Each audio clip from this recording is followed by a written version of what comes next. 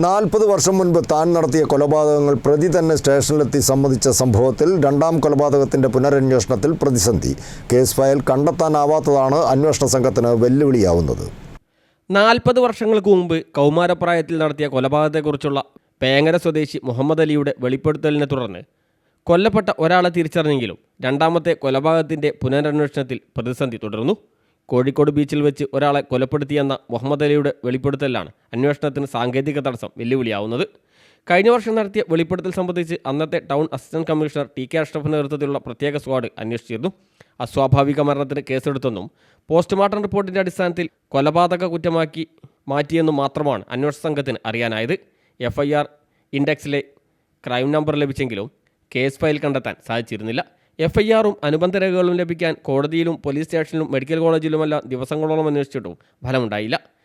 ഇതോടെ മുഹമ്മദ് അലിയുടെ വെളിപ്പെടുത്തലിൽ അന്ന് കേസ് രജിസ്റ്റർ ചെയ്തിരുന്നില്ല.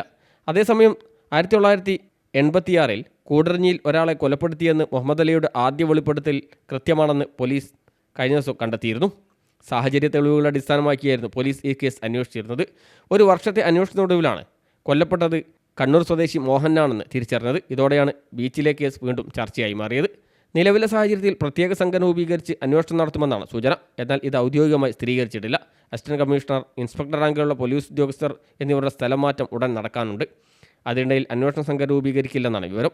കൂടരഞ്ഞിയിലെ കൊലപാതകത്തിന് ശേഷം കോഴിക്കോട് നഗരത്തിലെ ഹോട്ടലിലും മറ്റും ജോലി ചെയ്തു വരുന്നതിനിടെയാണ് 1989-ൽ രണ്ടാമത്തെ കൊലപാതകം നടത്തിയതെന്നാണ് മുഹമ്മദ് അലിയുടെ വെളിപ്പെടുത്തൽ. തൻ്റെ കൈവശമുള്ള പണം ഒരാൾ തട്ടിപ്പറിച്ചു.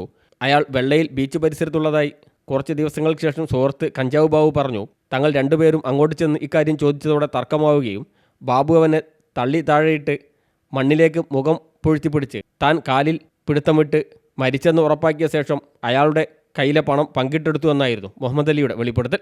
ബാബുവിനെ പിന്നീട് കണ്ടിട്ടില്ല. മരിച്ചതാരാണെന്ന് അറിയില്ലെന്നുമായിരുന്നു വെളിപ്പെടുത്തൽ. സംഭവത്തിൽ മുഹമ്മദ് അലിക്കൊപ്പമുണ്ടായിരുന്ന കഞ്ചാവ് ബാബുവിനെ കണ്ടെത്താൻ പോലീസ് ശ്രമിച്ചിരുന്നു. ഇതും വിജയിച്ചില്ല. ന്യൂസ് ഡെസ്ക് CTV പ്രാദേശിക വാർത്ത.